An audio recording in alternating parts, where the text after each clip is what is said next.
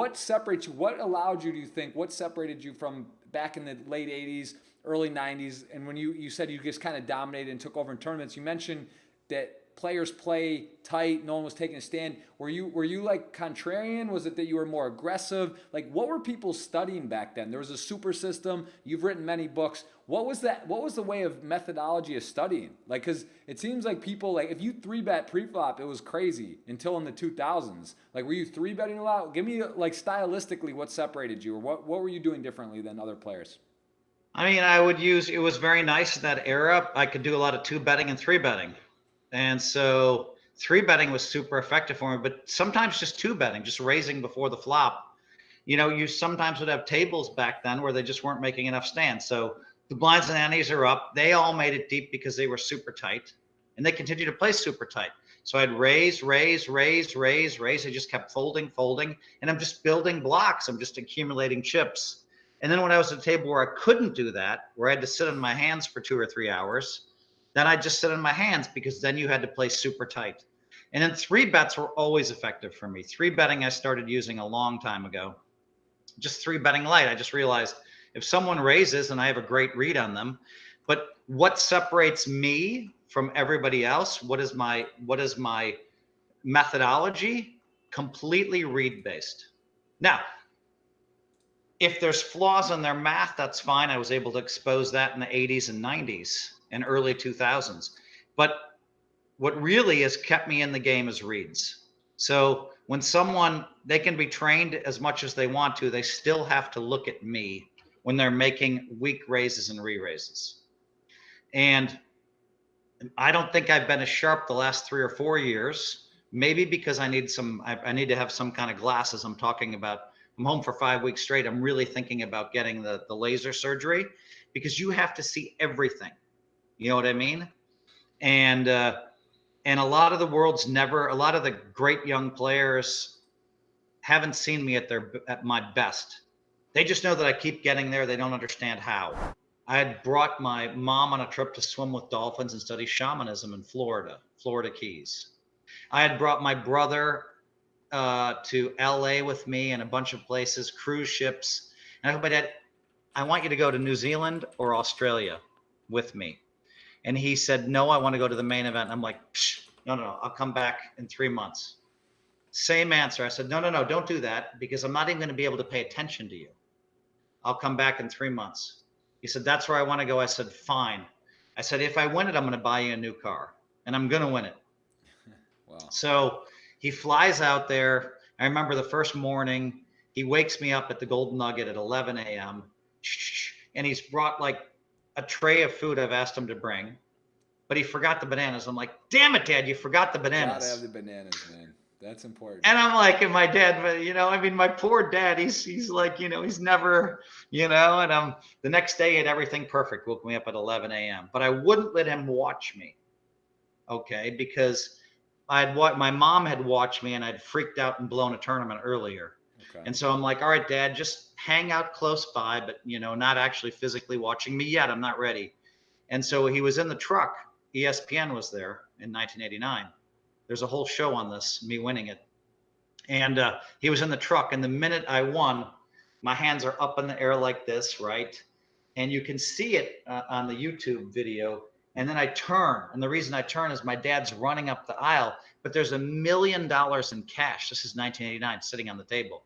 Security stops him, and I'm like, I wave him through. Dad, and I remember just giving him a hug within a minute or two of winning it.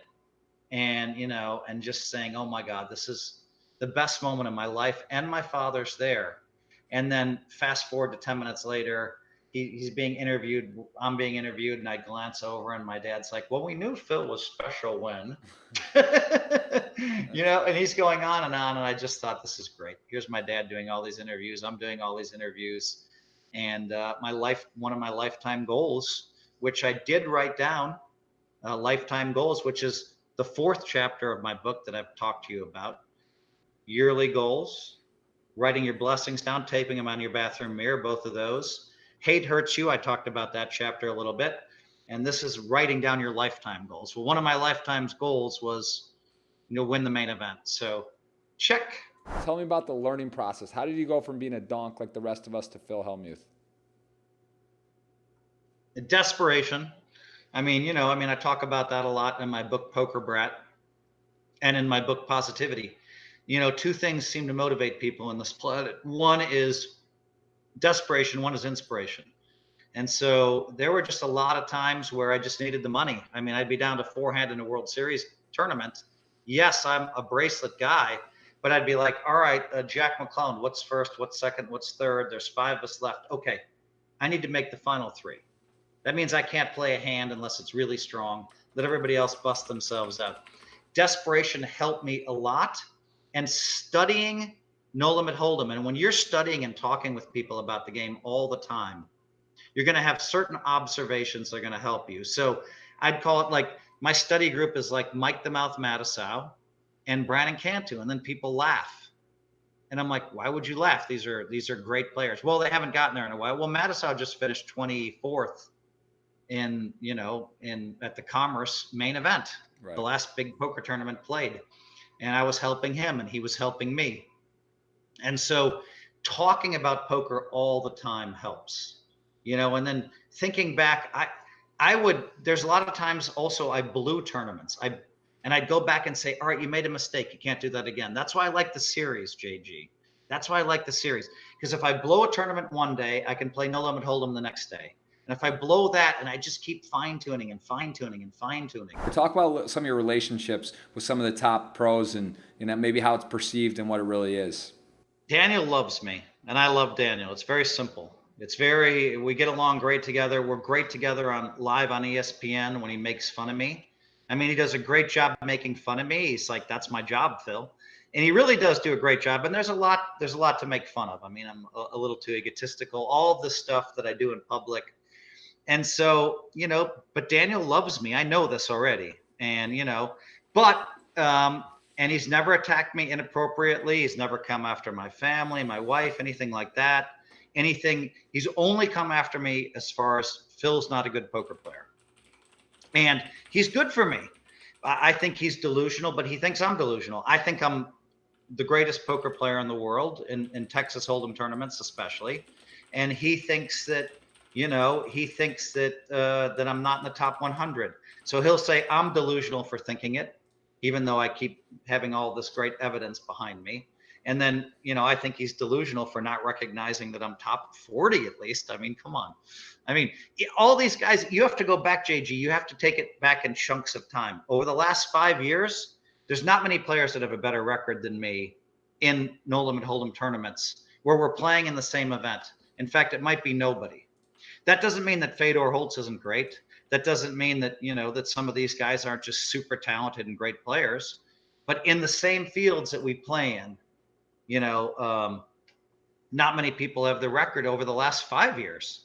And so I just look at, here's the record. And I think Daniel just looks at, oh, you're not studying GTO. Well, I studied GTO and I just discarded it. I think there's big flaws in GTO, but I baited him. He said something about, I think I just beat Doug Polk and Jungle Man. And they said, oh, these are the 2 best heads up players in the world. What am I, frickin' chopped liver? So I beat both of those guys. Then I went to the Bicycle Club the next week and finished second in a 760 player field.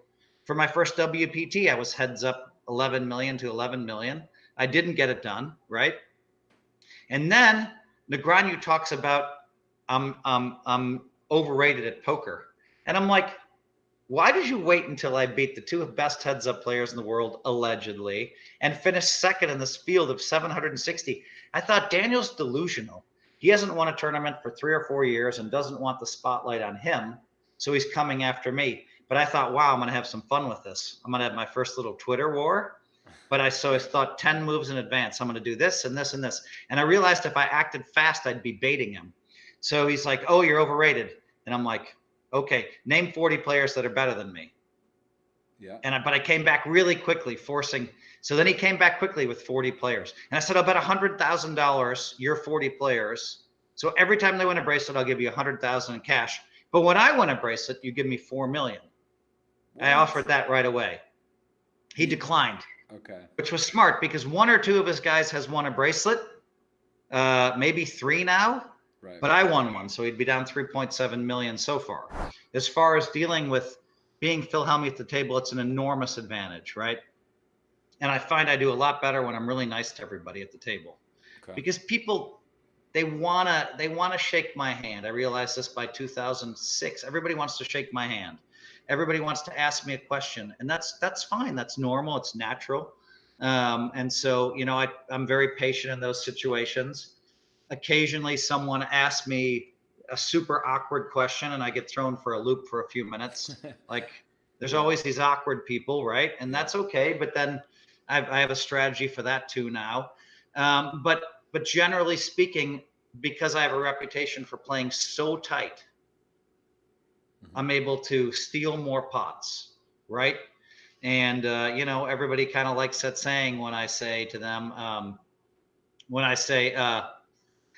I'll take this one, you take the next one. Everybody smiles when they hear that, and they start laughing. That's a clean saying. And a lot of times they will fold in that spot.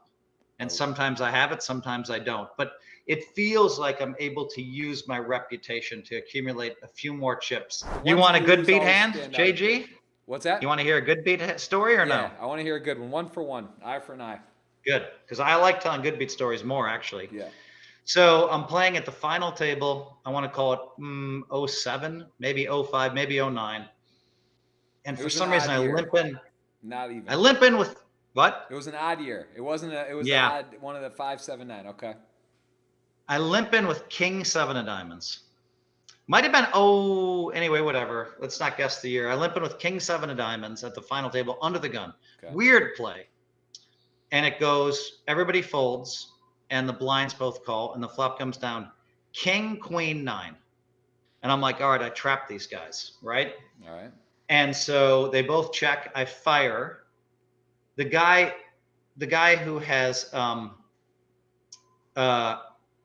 10 jack smooth calls, the guy who has queen 9 raises. I call the raise, and then the 10 jack moves in, and then the queen 9 studies forever and folds queens and 9s. Great fold. Okay.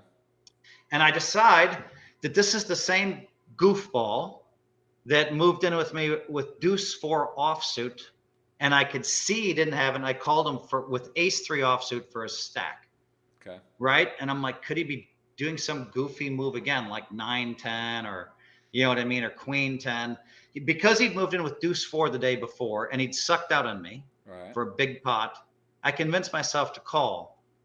Now he flips up a straight. And now I'm like, wow, how did I put 70% of my chips in with one pair in this spot? How stupid was this? And I'm just like, oh my God. And I said, and I told my wife, and my wife is there, and I think my son Philip is there watching. They'd smuggled him in. I'm not going to say who, because the gaming commission, but gaming commissions, their time to do anything is past. Yeah. My son's there, and he's like 17 or 18. Okay. And I'm like, oh my God, I need diamond, diamond, or running pairs. And I think this guy's saying, I folded queens and 9s, and boom, diamond, diamond. Oh, beautiful. And then I went on to win that bracelet. So you got to balance some of the bad ones with some of the good ones.